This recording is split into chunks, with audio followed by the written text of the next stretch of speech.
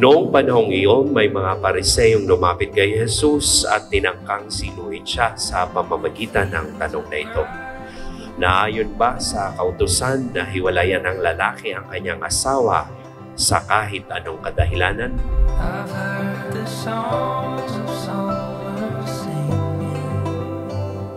Do you still remember our first encounter? I know you have met me way back 2017, but I already saw you way back 2016. There's always something around the corner, something more. Yes.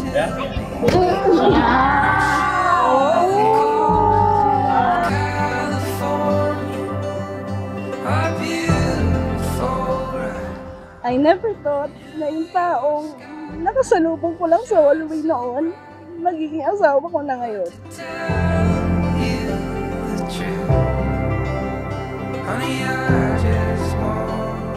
Hindi pa ba ninyo nababasa sa kasulatan na sa pasimulay nilalang sila ng may kapal lalaki at babae?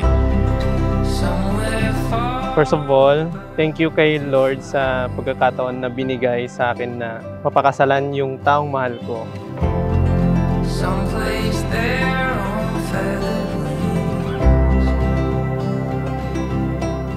Thank you for loving me unconditionally. Even the times that I am not lovable, you love me and accepted my flaws. Despite all the kamalbitahan, wala hanggang utos at panginginis sa'yo, you embrace me and promise me that you'll never leave me.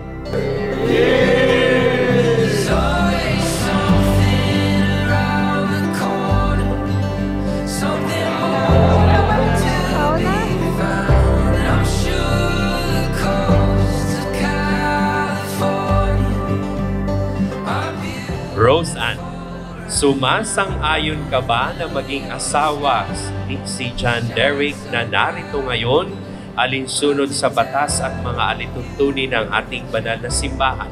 Opo, Father.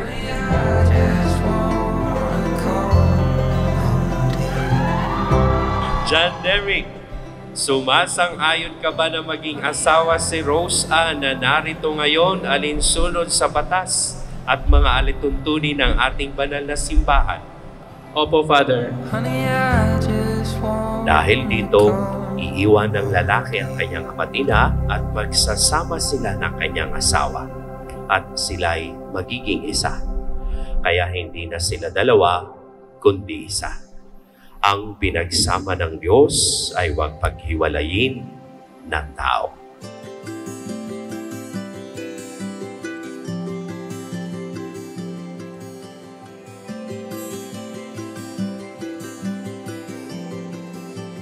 Thank you for being my crying shoulder during the darkest days, my armor in facing difficulties in this game called life.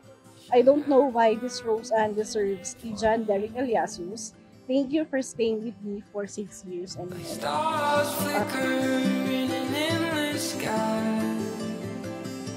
Pwede po bang simula ngayon ay maging totoo at makatotohanan lamang ang inyong mga sasabihin?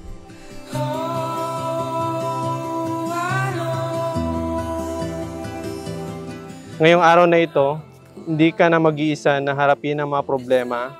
Andito na ako para samahan ka. I will be your partner sa lahat ng bagay and sabay natin haharapin lahat ng challenges na darating sa ating buhay. One day we'll find we catch the light and burn our way home.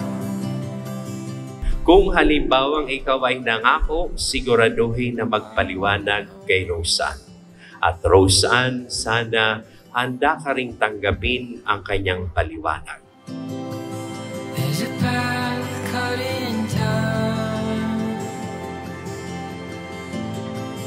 There's a way inside. Sana ang pagsasabi nyo rin ng totoo ay magdudulot para ang mga binitawang ninyong pangako sa isa't isa ay magkakaroon ng katuparan.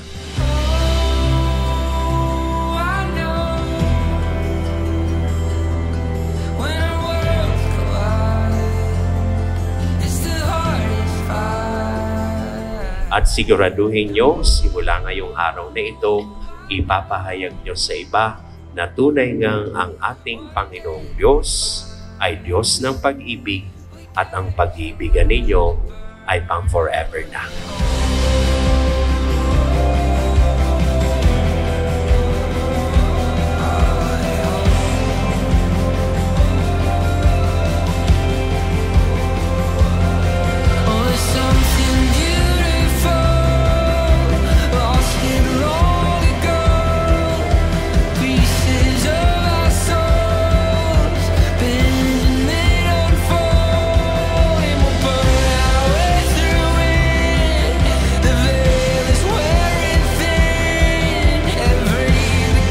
You may now have your first sacramental kiss to your beloved wife.